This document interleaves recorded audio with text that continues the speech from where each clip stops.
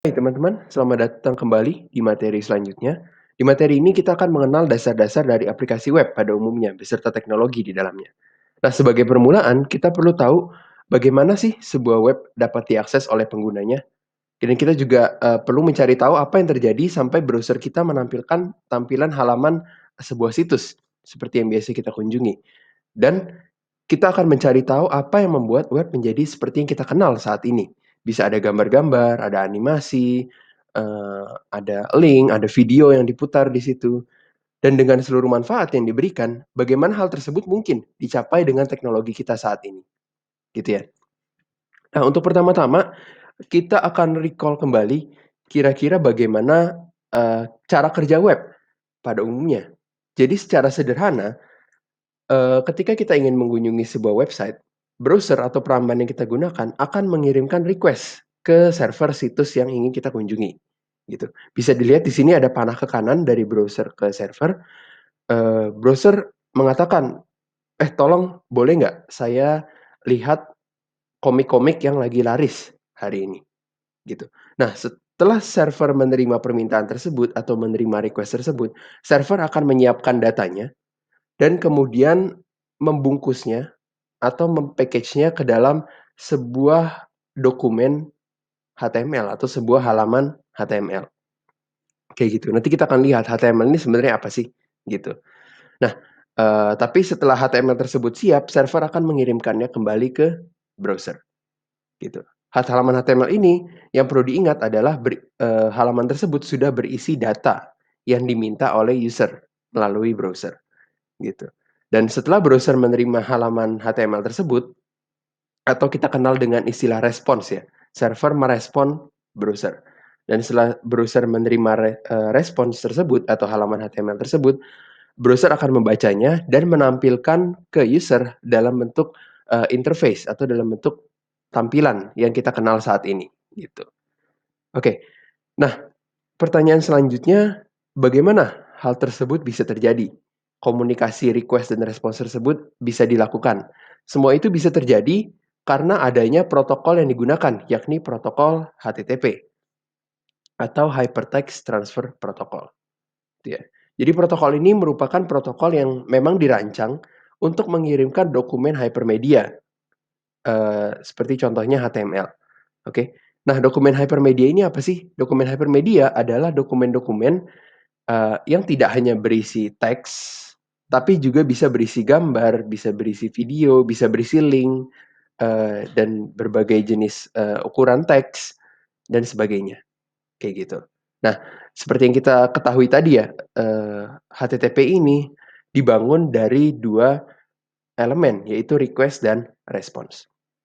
Nah, kalau misalkan kita mau, eee, masuk ke teknik lebih dalam, eee, kalimat atau pesan yang dikirimkan browser ke server dalam bentuk request itu, secara teknikal bentuknya seperti ini.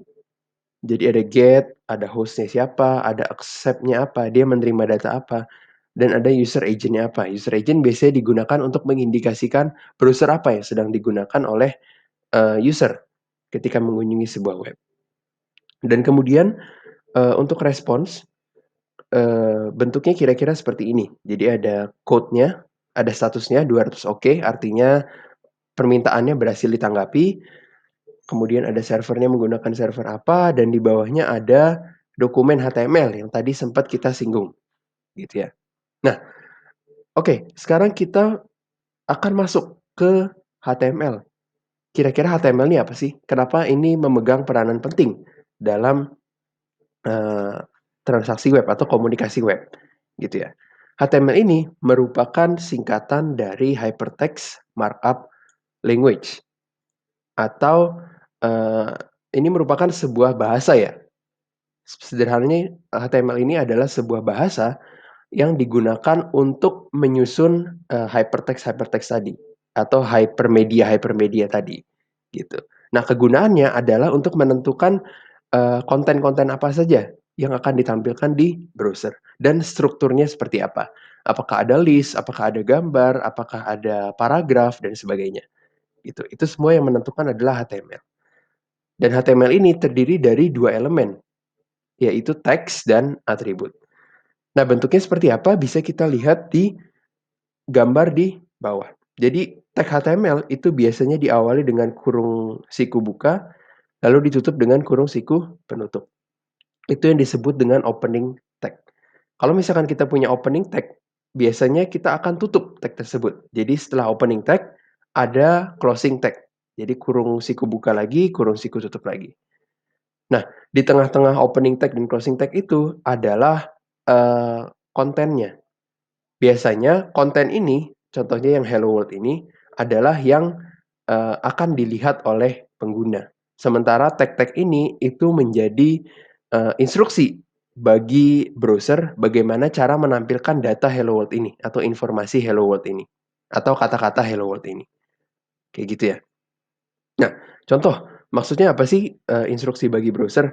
Contohnya seperti ini, kita punya opening tag diawali dengan kata atau huruf P kan ya.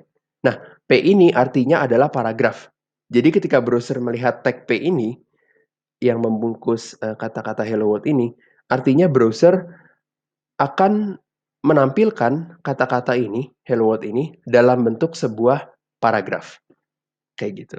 Kalau tag-nya kita ganti misalkan jadi tag image atau IMG, artinya, kata-kata hello world ini harus ditampilkan oleh browser sebagai sebuah image.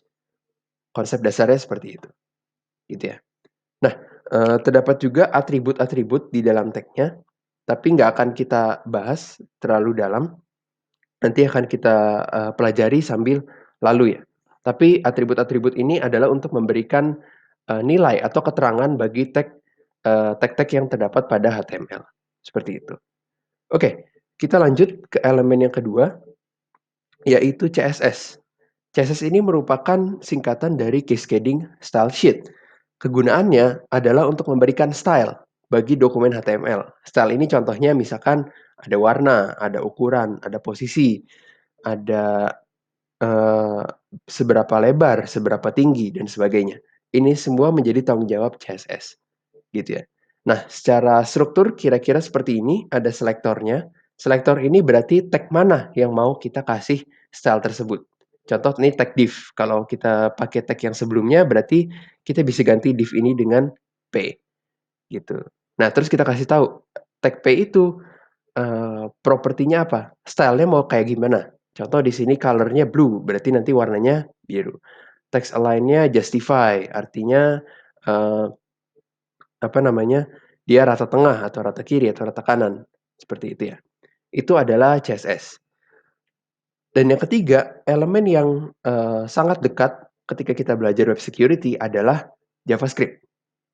Biasanya ini cukup sering kita gunakan, tidak hanya sebagai developer tapi sebagai, pentester juga atau web security, seorang yang bekerja di bidang web security. Gitu. Nah, JavaScript ini apa? JavaScript adalah sebuah bahasa pemrograman web yang dijalankan di client side, contohnya browser. Jadi, kalau bahasa pemrograman tersebut dijalankan di client side, artinya yang mengeksekusi perintah-perintah atau program tersebut, itu bukan server, situs, tapi browser dari masing-masing pengguna, kayak gitu. Itu adalah client side, oke? Nah, tujuannya adalah untuk membuat sebuah web interaktif dan dinamis.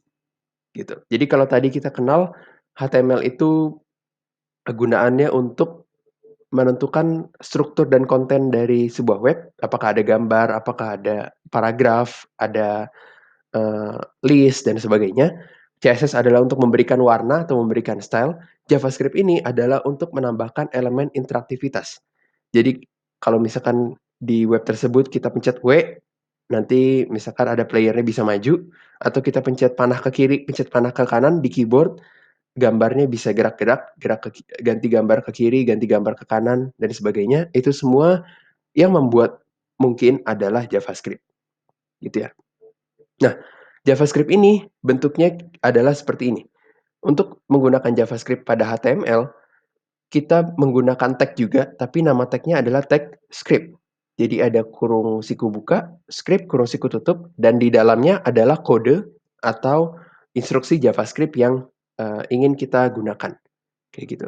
Contohnya di sini kita punya tag script pembuka, lalu di dalamnya ada sebuah fungsi alert yang dipanggil, dia menerima sebuah parameter hello world namanya. Nah, ketika, website ini di-visit atau halaman ini di-visit, browser akan menampilkan sebuah pop-up box ini, yang isinya hello world. Ini, sebagai akibat dari, fungsi alert yang kita panggil tadi, yang dijalankan, oleh browser, seperti itu. Oke, untuk recap, jadi teknologi web yang kita kenal saat ini, itu terdiri dari HTML, ditambah dengan CSS, ditambah dengan JavaScript. Hasilnya adalah, ya website-website yang, sering kita kunjungi, yang biasanya kita kenal. Contohnya Google, ada YouTube, Facebook, dan sebagainya, beberapa pun, kayak gitu. Oke, jadi sebagai kesimpulan, HTML berperan untuk menentukan konten dan strukturnya, apakah ada heading, apakah ada paragraf, apakah ada list. CSS berperan untuk, bertanggung jawab untuk mempresentasikan data HTML tersebut. Font-nya mau seperti apa, warnanya seperti apa, apakah ada background color, apakah menggunakan border, dan sebagainya. Dan JavaScript, digunakan untuk menentukan perilaku atau behavior dari web tersebut, gitu. Contohnya yang tadi, kita bisa pencet arrow, nanti webnya merespon dari, ketikan kita di keyboard, dan sebagainya, kayak gitu. Nah, sekian untuk materi hari ini. Semoga apa yang telah disampaikan dapat, membantu lebih jauh dalam perjalanan kita di materi-materi selanjutnya. Terima kasih, selamat, melanjutkan materinya.